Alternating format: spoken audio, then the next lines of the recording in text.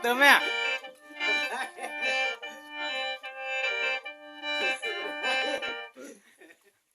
เจ้าแม่เจิมอ่ะค่ะ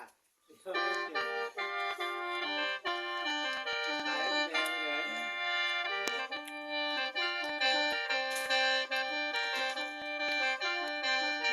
แม่เลย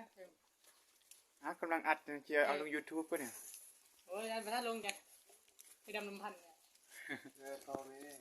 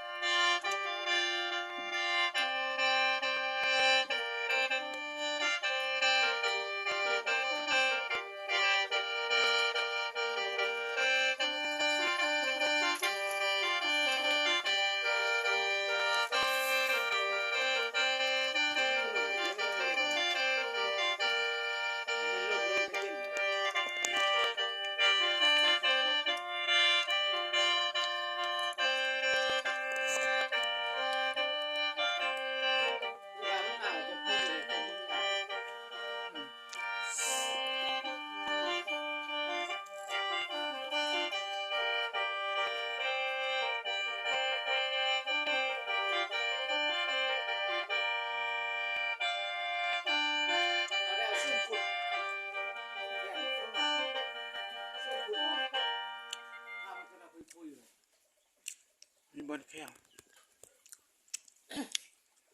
พันต้นมันว่าหนักไหมนะ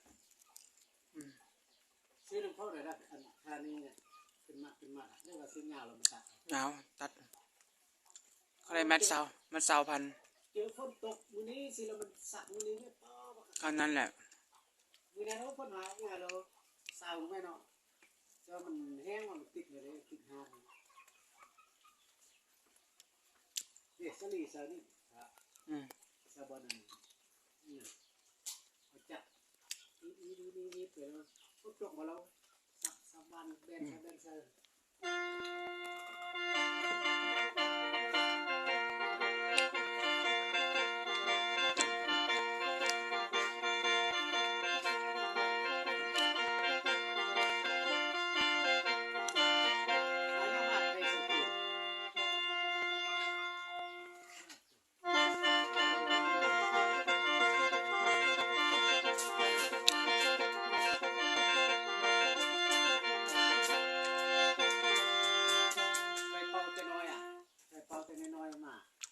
แล้วกระเฮียนบ้านเป็นน้อยเคยเป่าลงเฮียนแค่บ้านมีงานเนี่ยเราก็ลงแล้ว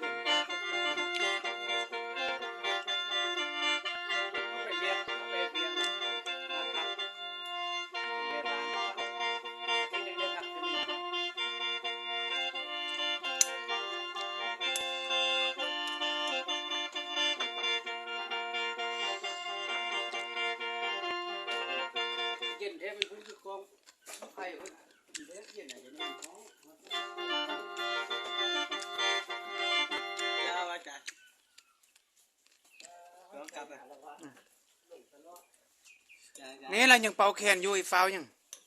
ครับพี่น้องก็เจ้าอันให้ก็เจ้าพักผ่อนแล้วแต่ว่าก็ยังบ่นั้นให้อันนี้เฮ็ดเองเอามาพักกันเย็นก็อาจารย์จะไปอาบกัน